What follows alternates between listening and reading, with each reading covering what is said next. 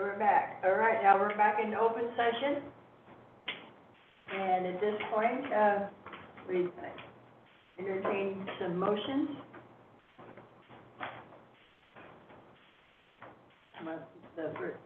For the superintendent's contract for 2025, 2026. I move to approve the superintendent's 2025-26 contract as discussed in executive session. Second. It's probably to approve the superintendent's contract for 2025, 2026 as discussed in executive session. Is there any further comments? Hearing none, all those in favor, aye? Aye. Opposed? So moved. Okay. And now we're to for a motion to approve the proposed 2025 board meeting schedule. I noticed something today as I was reading through that schedule that I was meaning to mention. So I saw that our board retreat is the 2nd and 3rd, and so clarification, we're not going to the beach. No. Okay. We talked about doing it here. Yeah, that's what I thought. The 2nd is my son's 16th birthday. Oh, okay, yeah. So, yeah, I just want to make sure that I'm available for him. Yeah, after school to be able to celebrate, right? Exactly. Yeah, we're planning on doing that here. I think the other thing of note is that I think the board can approve this, but certainly this is something with 3 new board members coming on. If there's any discussion that needs to happen in July, I could see the board can decide to change any of these things. So. Yeah. We'll do that at any time. Yep, absolutely. So for the sake of conversation, can I have a motion to accept it, and then y'all can do whatever with later? Move to approve the proposed 2025-2026 board meeting schedule. Second. There you got it. Whoa! Yes. You were fast that time. I'm trying to figure out the timing because I think there's a delay, right? There is. There is, yeah. A motion to approve the 2025-2026 board meeting schedule. Are there any more thoughts on it? All those in favor, aye? Aye. Opposed? So moved. Okay. So, spring conference? It was very brief since we're short on time. I had a very exciting trip to Sun River. Good news is my car is being fixed because of a known issue with Hyundai motors, or with these specific motors, so it's getting fixed under extended warranty, so I'm just waiting on getting my engine replaced. And fortunately, we were almost to Sun River instead of in the windy mountains when my engine blew up, so yeah. And my whole family was with me too, so it was Who was driving? My husband. Oh, right. It's his fault. Yep. I'm sure he'll appreciate that. But the conference itself, and this is just my own personal opinion, Rising Hope was the theme. I was not particularly inspired to be hopeful. I share the same opinion. There was a lot of talk about just like what's going through the legislature right now with the long session and the governor's new move towards just added accountability, and everyone wants to hear about accountability when, you know, they're all stressed about everything. But so I didn't find that particularly hopeful. But I mean, accountability is important. It just was, yeah. It was, I think they missed the mark on Rising Hope a little bit. What I gained most was learning, because there was a couple, the Grow Your Own team came and talked in more detail about the program, and I really enjoyed hearing about it. And so they provide, so basically it's professionals that are already in the classrooms. They might be SEAs, they might be, or they might even be somebody who's working on an emergency license and just has to work towards getting the qualifications permanent license.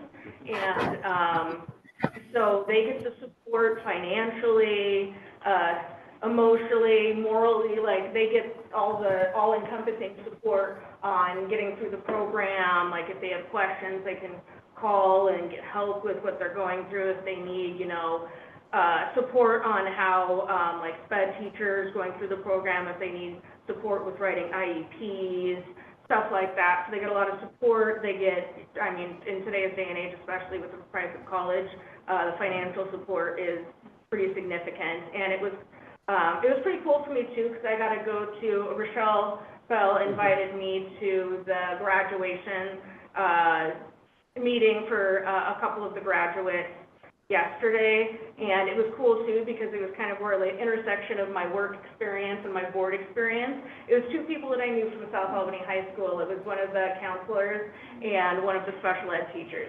And so it was really cool to hear about their experiences in a little bit more detail. And then also there was a presentation on a literacy program where the ESD supports districts and schools on basically translating the science behind literacy into actual, what's happening in the classroom, and providing support not only to the teachers on it, but also I thought it was really important to the administrators, because depending on the administrator background, that might just not be their specialty or something they've had a whole lot of background in. And that way, the administrator can provide support for these teachers who are providing the literacy instruction, and they kind of get informed too.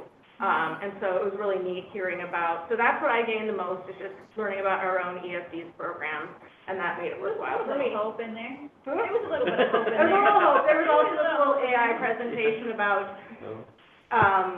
on the last day, about instead of letting just the technology drive it,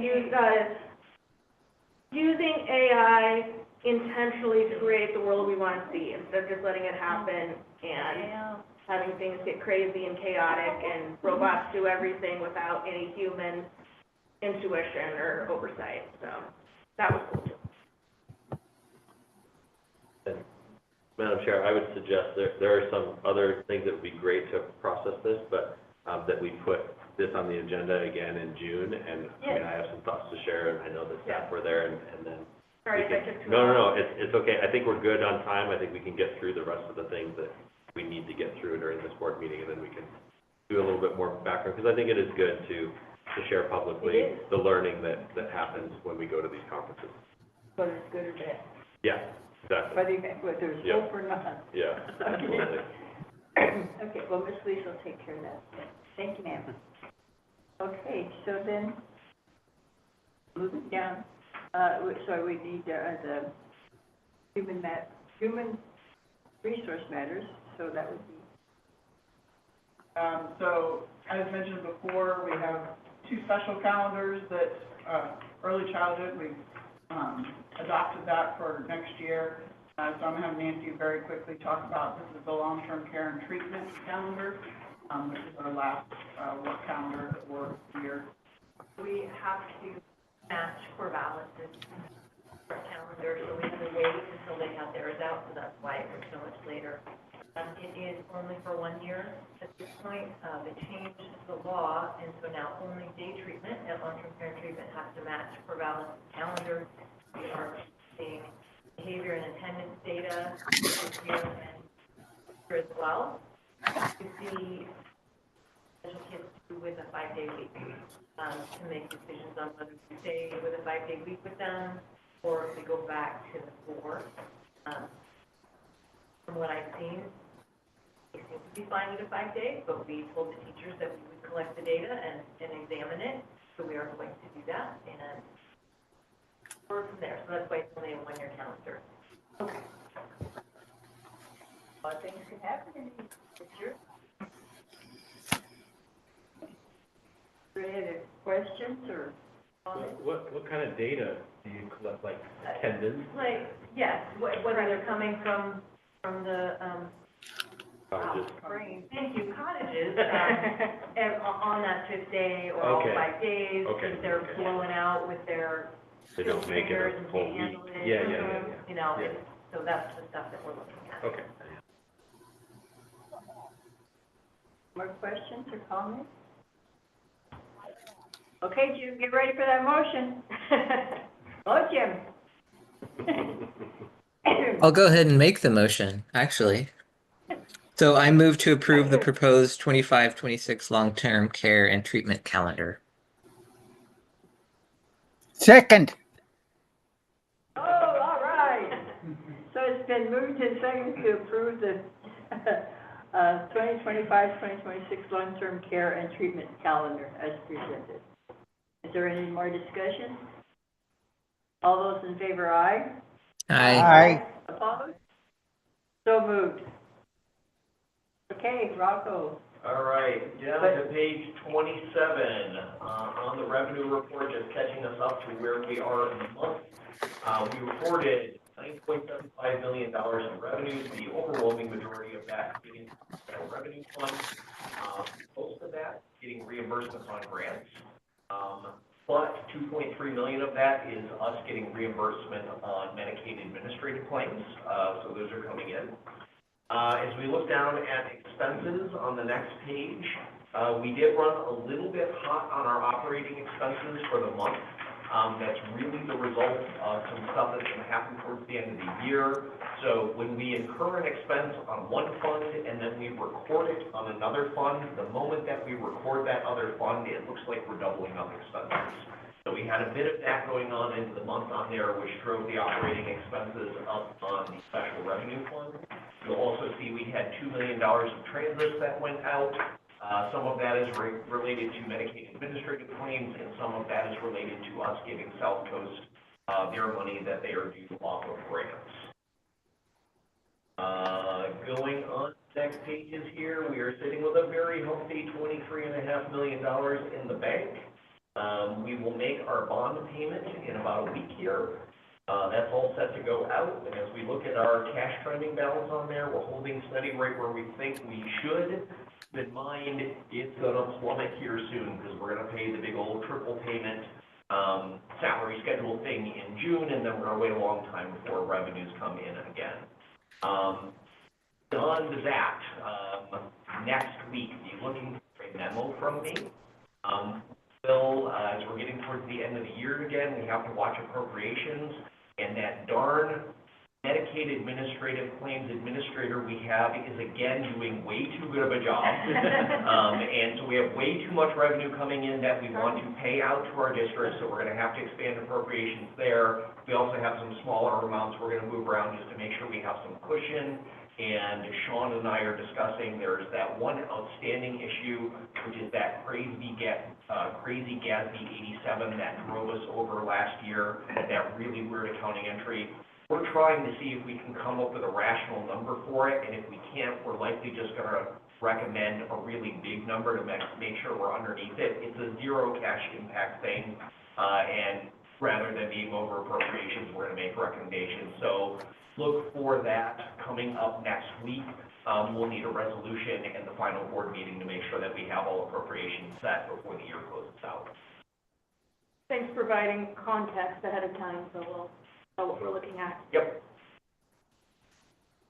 We're in good shape. Anything else, gentlemen? Anything? Okey-dokey. Superintendent's report. Okay, I have one quick thing so that I'm not standing in front of your dinner too quick here, and you can get a chance to get some food before we start the budget meeting. So I did go onto the Zoom so I can share my screen. This is a follow-up to what the board wanted to do as a recognition for staff around some clothing, like apparel. And so let's see, how does it look up there? Okay, so I asked Nathan to put together some options so that we could look through, maybe give like 3 options, and we will print enough shirts for people to kind of choose different things during the in-service.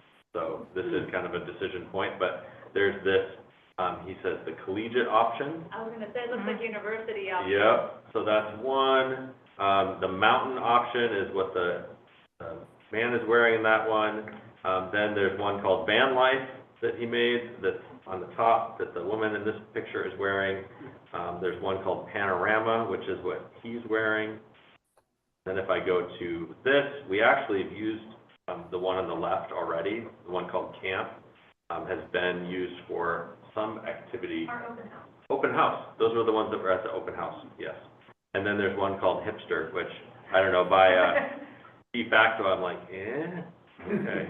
But anyway, those are the options. If this is something you're like really passionate about and you want to help pick, maybe while we're eating or after the meal tonight, or after the budget meeting tonight, you can let me know. And what we'll do is we'll get an order put together so that people can get a shirt when they're at the in-service, and it will be a thank you shirt from the board. So on the collegiate one, that's an LBL ESD one, is that, because it was a red shirt? Is It could be on another color. Okay, so I was thinking, we want to use our color. No, yeah, he just did it on different colors so that you can easily see the differences, but yeah. Yep, I'll look at it. yeah, they do.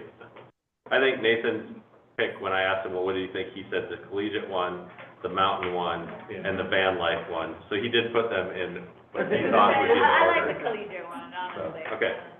All right, I'm gonna stop share, and that's all I have for you. There is food. Okay, so we'll adjourn, and then we'll come back and start over again with the budget. Yep, that sounds good. All right, see you.